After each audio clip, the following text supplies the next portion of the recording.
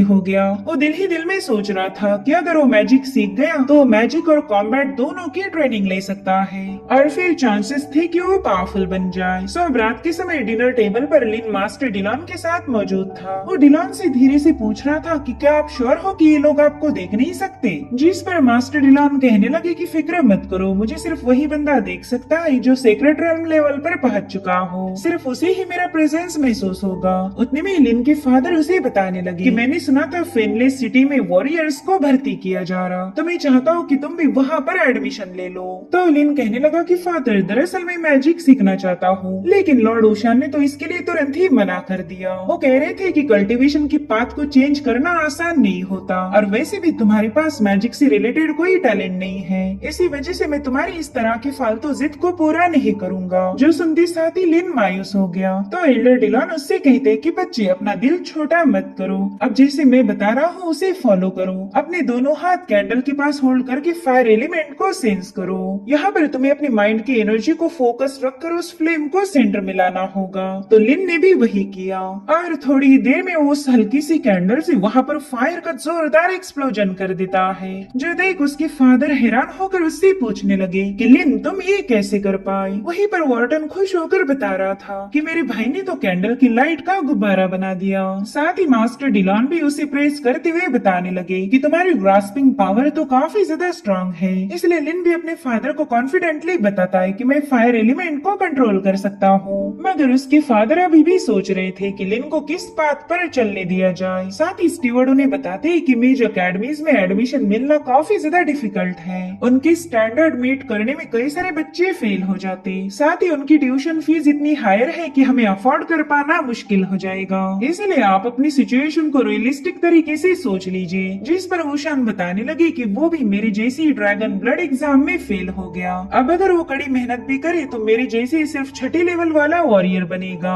और मैं अच्छे से जानता हूँ कि कितना ज्यादा डीमोटिवेटिंग है। इसलिए वो लिन से कहते हैं कि अगर तुम्हारे पास मैजिक का रियल टैलेंट है तो हम जरूर से कोशिश करेंगे। तो लिन उनसे कहता है कि फादर मैं हमारे कॉन्टिनेंट की सबसे बेस्ट अकेडमी को ज्वाइन करना चाहता हूँ ताकि वहाँ जाकर मुझे काफी अच्छे से रिसोर्सेस मिले। जिस पर ओशान कहते हैं कि यूलान कॉन्टिनेंट में वैसे तो कई सारी अकेडमीज हैं, लेकिन अगर टॉप मैजिक अकेडमीज की बात की जाए तो अर्स्ट अकेडमी ही सबसे नंबर 1 पर आती।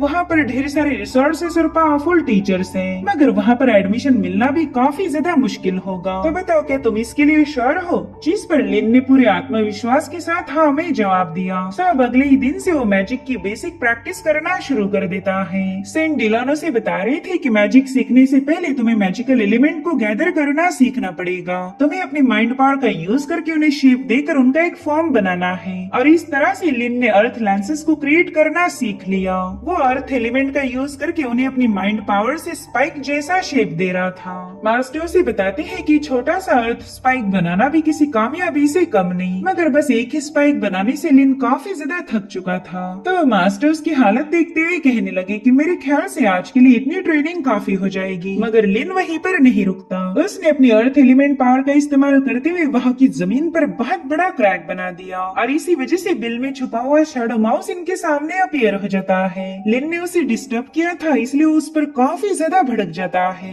वहीं पर लिन मास्टर से पूछने लगा कि अब ये कौन सी नई चीज है। तो मास्टर दीवार के पीछे छुपकर उसे बताने लगे कि ये कौन है, ये सब छोड़कर पहला यहाँ आ जाओ वरना ये शैडो माउस तुम पर अटैक कर देगा। और होता भी बिल्कुल वैसे ही। शैडो माउस ने उस पर अटैक करना शुरू कर दिए थे। तो लिन यहाँ से वहाँ भागते हुए उसके सामने अर्थ स्पाइक क्रिएट कर उसे डिस्ट्रैक्ट कर देता है, जिसके बाद वो भी एक चट्टान के पीछे जाकर छुप गया। दरअसल लिन ने इतनी पैनिक सिचुएशन में भी अपनी पावर का यूज किया था, जो देख मास्टर डिलॉन के दिमाग में एक आइडिया आ गई। इस शैडो माउस का यूज करके वो लिन को और तेजी के साथ ट्रेन करा सकते थे। तो लिन को बताने लगे कि ये शैडो माउस एक मैजिकल बीस्ट है, इसके पास गजब की स्पीड और चौथी लेवल वाले मैजिशियंस की पावर है। अगर मैजिकल बीस्ट कंपेनियन बन जाए तो इससे बेहतर और कुछ हो ही नहीं सकता। दरअसल मास्टर डिलॉन ने इस तरह से शैडो माउस की तारीफें की थी कि लिन भी उस माउस के साथ कॉन्ट्रैक्ट बनाने के लिए राजी हो जाता है। मास्टर डिलॉन से बता रहे थे कि अगर तुम्हें इसे अपना पेट बनाना है तो सबसे पहले तुम्हें soul contract magic circle form करना सीखना पड़ेगा।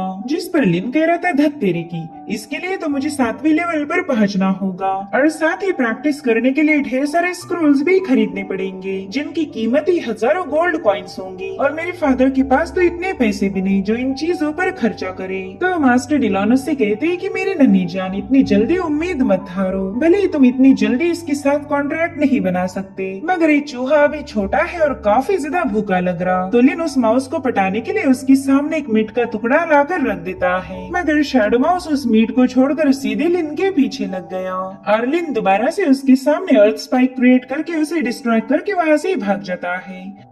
ये तो अब इन दोनों की हर रोज की कहानी बन गई थी। शैडो माउस दिन भर उसके पीछे लग के उसकी हालत खराब कर देता। यहाँ पर लिन की पावर्स दिन ब दिन और भी ज्यादा रिफाइन होती जा रही थी, मगर शैडो माउस की बात की जाए तो अभी भी इनके दरमियान कोई दोस्ती नहीं हुई और न ही इसकी कोई संभावना थी। बस एक दूसरे के पीछे भागना और एक दूसरे की वाट लगाना, यहाँ तक इन दोनों का रिश्ता था। कभी कभी तो ये दोनों भी एक दूसरे को जी भर के पीट देते और फिर एग्जॉस्ट होकर वहीं पर आराम करने लग जाते। इसी तरह से कई साल बीतते गए। लिन भी अब जवान हो चुका था और समय के साथ उसकी पावर भी काफी ज्यादा रिफाइन हो गई। मास्टर डिलानो से बताते हैं कि अब तुम ऑफिशियली लेवल 1 के मेज बन चुके हो और लिन की इस प्रोग्रेस में शैडो माउस ने भी इसका काफी ज्यादा साथ दिया था, मगर शैडो माउस अभी भी उसके साथ दोस्ती करने के लिए तैयार नहीं था। तो मास्टर डिलानो से कहते हैं कि शायद इसने अभी भी तुम्हें एक्सेप्ट नहीं किया और इसी बात से लिन मायूस हो जाता है क्योंकि अगले दिन वो इस टाउन से जाने वाला था। अब ये सीन यहीं पर कट होकर हमें बरूच फैमिली का हॉल दिखाया गया। लॉर्ड ओशन उनकी फैमिली की एक स्पेशल किताब लिन को देते हुए बता रहे थे कि इसमें हमारी फैमिली का पूरा इतिहास और क्लैन की सारी सीक्रेट लिखे गए हैं। ये बुक अब तुम अपने पास रख सकते हो। तुम्हें जल्दी हमारी बरूच फैमिली का पिलर बनना होगा।